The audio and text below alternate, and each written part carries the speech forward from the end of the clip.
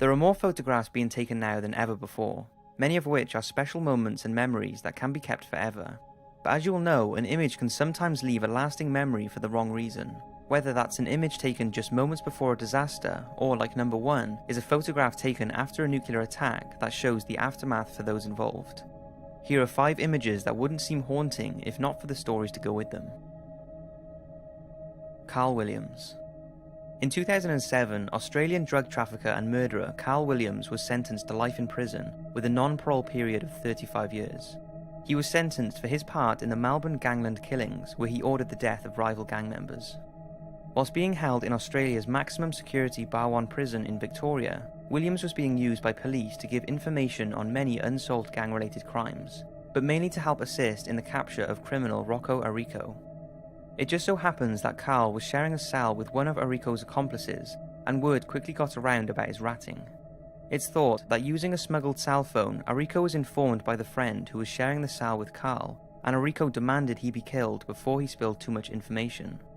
In 2010, fellow inmate Matthew Johnson, who has a long criminal history, was ordered to do the job. This haunting image shot from a CCTV camera shows Carl Williams sat at a table and Matthew Johnson approaching from behind, just moments before he beat Carl to death with a metal bar from an exercise bike. The beating was so extreme it's thought Carl died almost immediately. Matthew was found guilty of the murder, which he knew was being caught on CCTV, and was further sentenced to a minimum of 32 years in prison.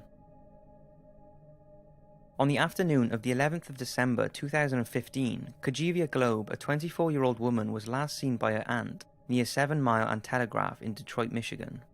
Her absence the next day was very out of character and her family began to worry.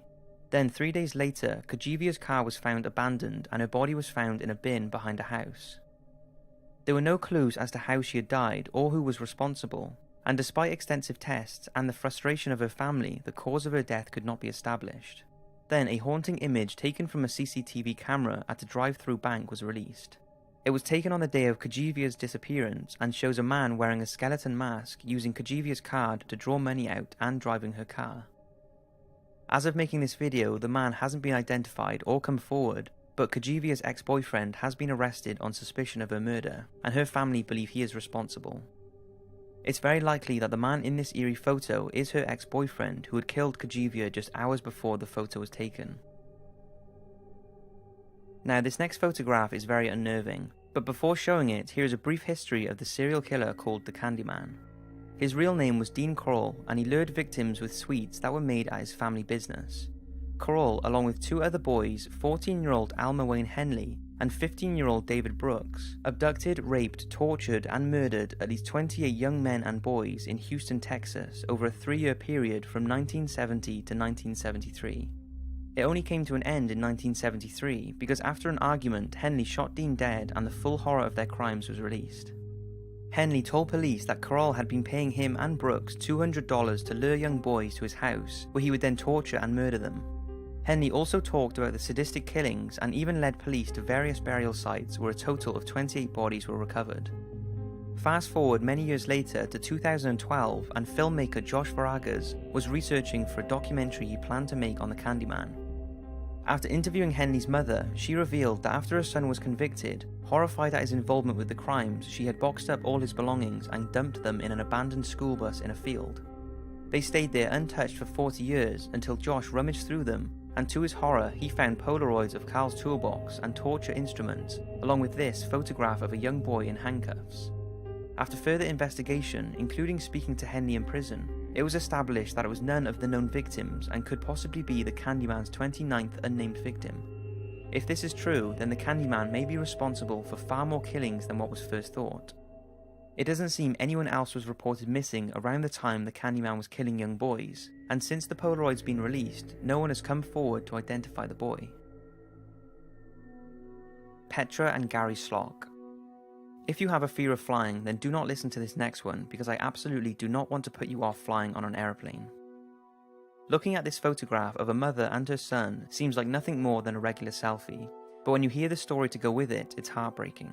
It was taken on the 11th of July 2014 on board Malaysia Airlines Flight 17. Gary Slock, aged 15, and his mother Petra had just boarded the flight from Amsterdam on their way to a holiday in Malaysia. Just 3 hours after this photo was taken, the Boeing 777 was blasted out of the sky when cruising at 33,000 feet as it flew over eastern Ukraine, killing all 298 passengers and crew, including 80 children. There was a lengthy search to why the plane had crashed, and the official report is that it was hit by a missile, causing it to break up in mid-air.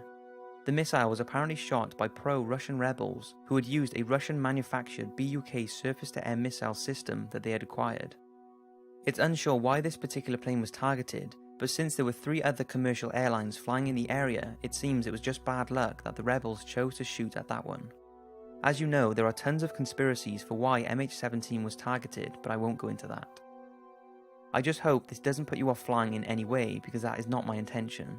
Neither is to trivialize anyone by showing this picture. And although it's haunting that this was the last photo of these 2 people, it's also beautiful in the fact that their family have one last photo of them together. I really hope the people responsible for the attack have seen this photo and know how evil they are and how many precious lives they have cut short. And I hope the 298 people killed on board that day are resting in peace. The Hiroshima Shadows. On August 6, 1945, an American B-29 bomber known as Enola Gay dropped the first ever atomic bomb over the Japanese city of Hiroshima. The effect was devastating, and the explosion immediately killed 80,000 people and wiped out 90% of the city. Just 3 days later, a second atomic bomb was dropped on nearby Nagasaki, killing a further 40,000 people. In the days that followed, Japan's Emperor Hirohito announced his country would surrender, a choice he had to make if he was to avoid the complete destruction of his country and people. At the time, US President Truman quoted the bomb as harnessing of the basic power of the universe. That's a brief summary of the Hiroshima and Nagasaki attacks, which I will go in depth with in a documentary. Now, as for the haunting images, well, those who died immediately after the explosion suffered horrific flash burns, and the intense heat from the blast would have literally vaporized their bodies. The carbon char from their destroyed bodies then embedded into the surface of surrounding solid objects such as concrete and stone. These haunting images, known as the Hiroshima Shadows, show the outline of the people incinerated by the initial blast. It's thought these shadows remained on stones and solid structures around Hiroshima and Nagasaki for around 10 years after the explosion, an eerie reminder of what people were doing at the moment the nuclear bombs were dropped. So that's 5 truly haunting photographs. I hope you've enjoyed, and I hope it may have reminded you how precious life is and how much we take it for granted. Thanks for watching, have an awesome day or night, and I'll see you next week for a super interesting video.